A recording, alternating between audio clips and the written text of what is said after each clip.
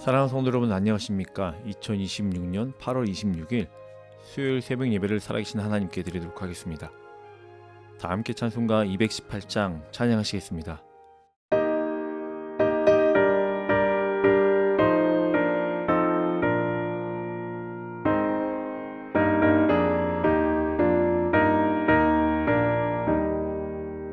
내 맘과 정성을 다하여서 주 너의 하나님을 사랑하라.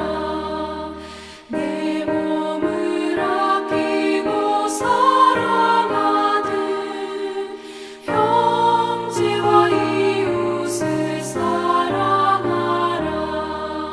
주께서 우리에게 명하시니 그 명령 따라서 살아가리.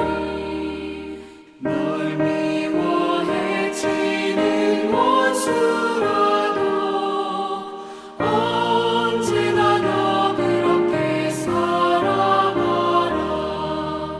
널 핍박하는 자 위에서도 신실한 마음으로 복을 빌라. 주께서 우리에게 명하시니 그 명령 따라서 살아가리.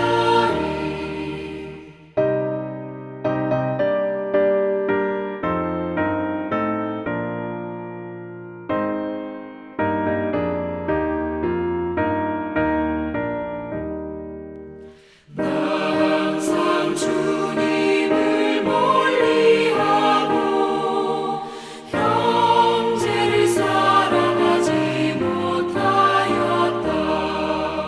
이러한 죄인을 사랑하사 주께서 몸버려 죽으셨다. 속죄 큰 사랑 받은 이모 내 생명 다 바쳐 충성하리.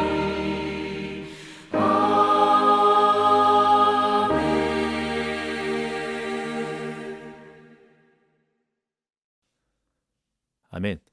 오늘 함께 나눌 말씀은 에스겔 46장 16절부터 24절까지의 말씀입니다. 주 여호와께서 이같이 말씀하셨느니라. 군주가 만일 한 아들에게 선물을 준즉 그의 기업이 되어 그 자손에게 속하나니 이는 그 기업을 이어 받음이오니와 군주가 만일 그 기업을 한 종에게 선물로 준즉 그 종에게 속하여 희년까지 이르고 그 후에는 군주에게로 돌아갈 것이니 군주의 기업은 그 아들이 이어 받을 것임이라. 군주는 백성의 기업을 빼앗아 그 산업으로 쫓아내지 못할지니 군주가 자기 아들에게 기업으로 줄 것은 자기 산업으로만 할 것임이라. 백성이 각각 그 산업을 떠나 흩어지지 않게 할 것이니라. 그 후에 그가 나를 데리고 문곁 통행구를 통하여 북쪽을 향한 제사장의 거룩한 방에 들어가시니 그 방 뒤에 서쪽에 한 처소가 있더라. 그가 내게 이르시되 이는 제사장이 속건제와 속죄제 희생제물을 삼으며 소제제물을 구울 처소니 그들이 이 성물을 가지고 바깥들에 나가면 백성을 거룩하게 할까 함이니라 하시고 나를 데리고 바깥들로 나가서 나를 뜰 내 구석을 지나가게 하시는데 본즉 그 뜰 매 구석에 또 뜰이 있는데 뜰의 내 구석 안에는 집이 있으니 길이는 40척이요 너비는 30척이라. 구석의 네 뜰이 같은 크기며 그 작은 네 뜰 사방으로 돌아가며 부엌이 있고 그 사방 부엌에 삶는 기구가 설비되었는데 그가 내게 이르시되 이는 삶는 부엌이니 성전에서 수종드는 자가 백성의 재물을 여기서 삶을 것이니라 하시더라. 아멘. 오늘의 본문은 크게 두 가지 내용을 담고 있습니다. 첫 번째는 왕이 자기 아들과 신하들에게 기업을 주는 규례이며 또 하나는 성전에서 제사를 준비하는 부엌에 관한 이야기입니다. 처음에 읽었을 때는 왕의 재산을 상속하는 이야기와 부엌의 이야기가 오늘 우리에게 어떤 신앙의 관계성을 가지고 있는가라고 궁금증을 던질 수도 있습니다. 그러나 하나님의 말씀은 우리가 알다시피 헛된 말씀이 기록되지 않았습니다. 특히 에스겔 40장 이후의 말씀은요, 하나님의 백성이 포로 생활에서 회복된 이후에 하나님이 통치하시는 새 시대와 거룩한 공동체의 질서를 보여주고 있음에 오늘 본문도 또한 우리에게 중요한 질문들 또한 중요한 이야기를 하고 있습니다. 누가 하나님의 것을 자기 마음대로 차지할 수 있을까? 하나님의 나라에서 권력과 소유는 어떻게 사용되어야 하는가? 또한 우리는 무엇을 먹고 살며 누구를 위해 우리의 삶을 사용해야 되는가에 대해서 오늘 본문 말씀을 통하여 함께 나누어 볼까 합니다. 모든 소유는 하나님의 주권 아래 있습니다. 하나님의 권세는 다른 사람의 것을 빼앗는 데 사용되어서는 안 됩니다. 하나님의 은혜를 받은 사람은 거룩한 삶과 섬김의 자리로 나아가야 됩니다. 우리는 이 세 가지 큰 주제를 가지고 오늘 말씀을 함께 나누어 볼까 합니다. 첫 번째는 모든 소유는 하나님의 주권 아래 있다는 것입니다. 16절과 17절 말씀 함께 보겠습니다. 주 여호와께서 이같이 말씀하시되 군주가 만일 한 아들에게 선물을 준즉 그의 기업이 되어 그 자손에게 속하나니 이는 그 기업을 이어 받음이오니와 군주가 만일 그 기업을 한 종에게 선물로 준즉 그 종에게 속하여 희년까지 이르고 그 후에는 군주에게로 돌아갈 것이니 군주의 기업은 그 아들이 이어 받을 것임이라. 여기서 왕의 재산 상속에 관한 규례가 나와요. 왕이 아들에게 기업을 주면 그것은 계속해서 아들의 기업이 됩니다. 그러나 왕이 신하에게 기업을 주면 영원히 그의 것이 되는 것이 아니라 정해진 때, 오늘 본문의 말씀엔 희년까지 이뤘을 때가 되면 다시 원래의 기업을 돌려줘야 된다는 것입니다. 왜 하나님께서 이러한 규례를 주셨습니까? 그것은 이스라엘의 땅의 궁극적인 소유주는 왕의 것도 아니고 신하의 것도 아니고 사람의 소유가 아니라는 것에 대해서 말씀하여 주고 있는 것입니다. 레위기 25장 23절에서의 말씀은 토지를 영영히 팔지 말 것은 토지는 다 내 것임이라 라고 말씀하여 주고 있습니다. 이스라엘 백성이 가진 땅은 사실 하나님께서 맡겨주신 땅이에요. 그러므로 왕이랄지라도 절대적인 소유주가 아니라는 것입니다. 왕도 하나님의 청지기일 뿐입니다. 우리의 신앙 가운데 강조해야 되는 것은요, 모든 것이 하나님의 주권과 연결되어 있음을 기억해야 됩니다. 세상은 말하지요. 모든 것이 내가 열심히 해서 얻은 것이니 나의 것이라고. 그러나 성경은 반대로 이야기합니다. 그 모든 것이 하나님께로부터 온 하나님의 것이라고. 우리의 시간도, 건강도, 재능도, 자녀도, 또한 우리가 허락하셨던 물질도 잠시 맡겨주신 하나님의 것이로되 우리는 그것을 가지고 있는 청지기요, 이것을 지켜야 하는 청지기의 삶을 살아야 된다는 것입니다. 시편 24편 1절에서 이렇게 선언하지요. 땅과 거기에 충만한 것과 세계와 그 가운데 사는 자들은 다 여호와의 것이로다. 사랑하는 성도 여러분, 이것을 믿는 것이 기독교적인 청지기의 정신입니다. 우리는 소유주가 아니에요. 우리는 관리자일 뿐입니다. 자동차를 가지고 있지만, 집을 가지고 있지만, 돈을 가지고 있지만 이 모든 것이 하나님께서 우리에게 선물로 맡겨주신 것들이라는 것을 기억해야 합니다. 그러므로 중요한 것은요, 내가 얼마나 많이 가졌는가가 아닙니다. 하나님께서 내게 맡겨주신 것을 어떻게 사용할 것인가에 대한 것이 더욱 중요하다는 거예요. 신앙은 하나님을 주일 예배 오전 시간에만 주인으로 모신다는 신앙의 고백을 드리는 것이 아닙니다. 삶의 모든 영역에서 하나님이 주인 되심을 선포하고 고백하는 것, 그것이 진짜 우리가 하나님 앞에 드려야 될 신앙의 고백이라는 사실을 기억해야 합니다. 하나님, 이 모든 것이 허락하신 하나님의 은혜 가운데 우리에게 주셨으니 우리가 이것을 맡겨주신 대로 잘 관리하겠습니다. 하나님 감사합니다라고 고백이 여러분과 저의 삶 가운데 차고 넘치길 간절히 소망합니다. 두 번째 함께 나누고 싶은 말씀은요, 하나님의 권세는 다른 사람의 것을 빼앗는 데 사용되어서는 안 된다는 것입니다. 18절 말씀 함께 보면요, 군주는 백성의 기업을 빼앗아 그 산업을 쫓아내지 못할지니 군주가 자기 아들에게 기업으로 줄 것은 자기 산업으로만 할 것임이라. 백성이 각각 그 산업을 떠나 흩어지지 않게 할 것이니라. 오늘 본문 18절은 오늘 내용 중에 가장 큰 핵심입니다. 하나님의 마음이 분명하게 담겨져 있어요. 왕은 권력을 가지고 있다고 해서 백성의 것을 빼앗아서는 안 됩니다. 당시 왕들은요, 절대적인 권력을 가지고 있었습니다. 왕이 원하면 땅을 빼앗을 수도 있고 백성을 내쫓을 수도 있었습니다. 자기가 하고자 하는 모든 것들을 할 수 있어요. 성경에서 대표적인 사건이 나오지요. 아합 왕이 나봇의 포도원을 빼앗았던 사건입니다.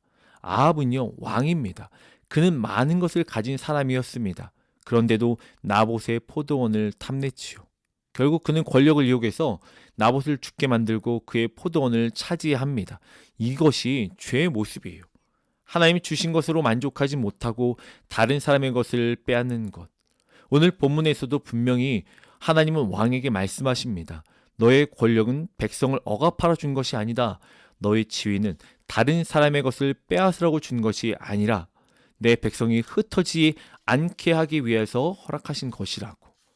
사랑하는 성도 여러분, 이것이 단순히 이 당시에 있던 왕들에게만 주신 말씀이 아닙니다. 이 땅을 살아가는 모든 그리스도인들에게 허락하시는 자리와 권세가 있습니다. 부모에게는 자녀에 대한 권세가 있고요. 목회자에게는 교회를 섬길 만한 권세가 있습니다. 직장 상사에게는 직원에 대한 권한이 있고요. 교사에게는 학생에 대한 권위가 있습니다. 그런데 하나님께서 주신 이 권세에는 목적들이 있어요. 권세는 다른 사람을 억압하기 위하여 주신 것이 아니라 섬기기 위해 주신 것임을 기억해야 돼요. 부모는 자녀를, 목회자는 교회를, 직장 상사로서 직원들을 섬기며 세워주는 존중함이 필요하고, 교사는 학생들에 대한 사랑의 마음으로 그들을 섬겨야 된다는 것들입니다. 예수님께서는 말씀하셨습니다. 너희 중에는 그렇지 않을지라도 너희 중에 누구든지 크고자 하는 자는 너희를 섬기는 자가 될 것이다 라고. 세상의 권력은 아래에 있는 사람을 이용합니다. 그러나 하나님 나라의 권세는 아래에 있는 사람을 세워주는 것이 그리스도인 삶이 되어야 합니다. 세상은 권력을 가지고 다른 사람의 것을 빼앗습니다. 그러나 하나님 나라의 지도자와 하나님 나라의 사람들은요, 자신을 희생하여 다른 사람들을 살리는 삶을 살아내야 합니다. 세상의 왕은 백성들에게 받지만 예수 그리스도는, 즉 하나님은 자신의 것을 내어주십니다. 심지어 생명까지도.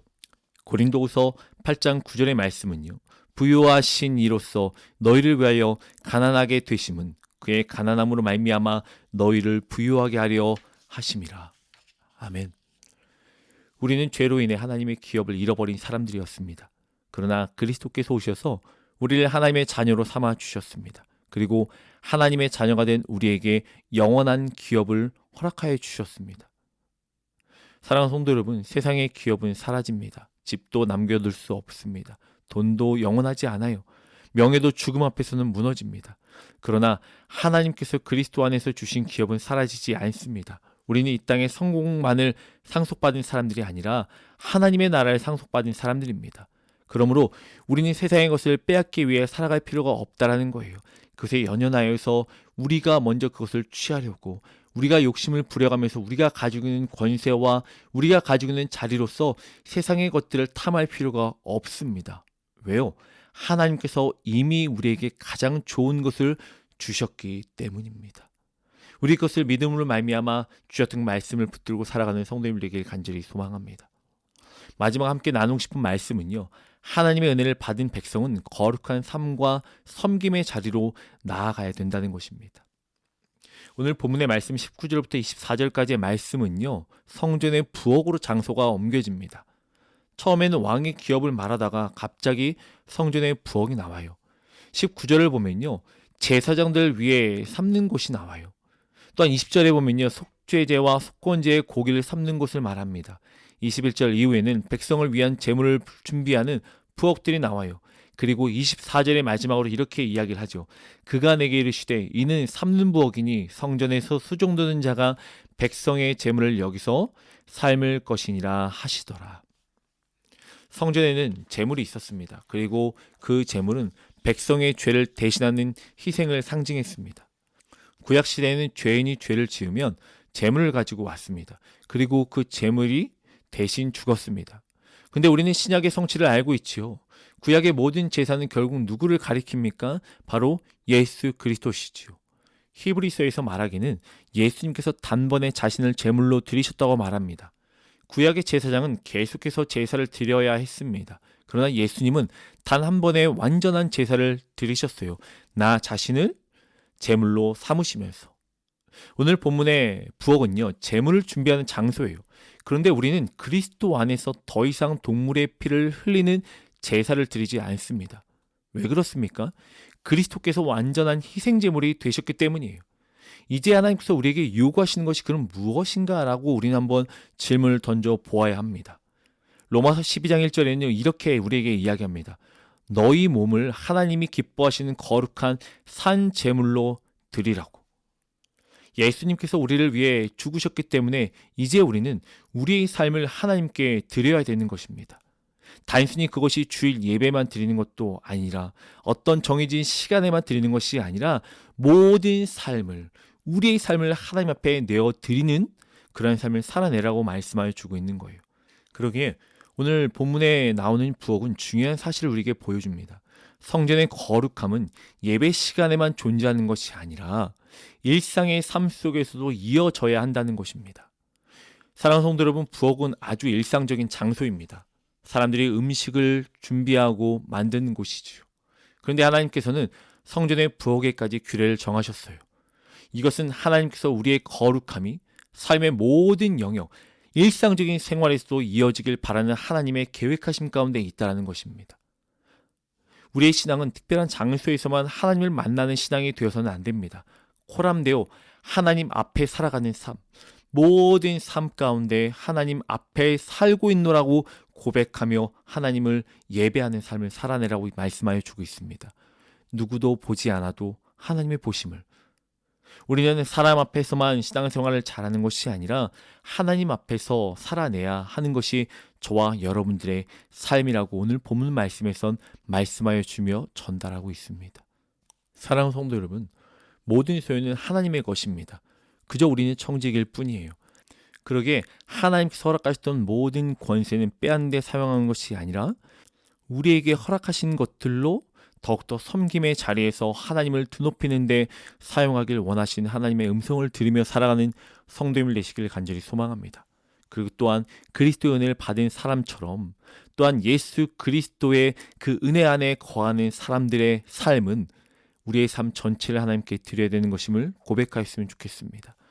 우리의 예배는 이곳에뿐만이 아니라 모든 삶의 현장이 예배의 자리가 예배자의 삶이 되어야 합니다. 오늘 하나님께서 우리에게 물으십니다. 너는 그것이 누구의 것이라 생각하느냐? 내 것입니까? 아니요 주님, 주님의 것입니다. 내가 너에게 맡긴 것을 어떻게 사용할 것인가? 누구보다 높이 올라가는 데 사용할 것인가? 나 자신만을 위해 사용할 것인가? 아니면 하나님과 이웃을 위해 섬김을 위해 사용할 것인가?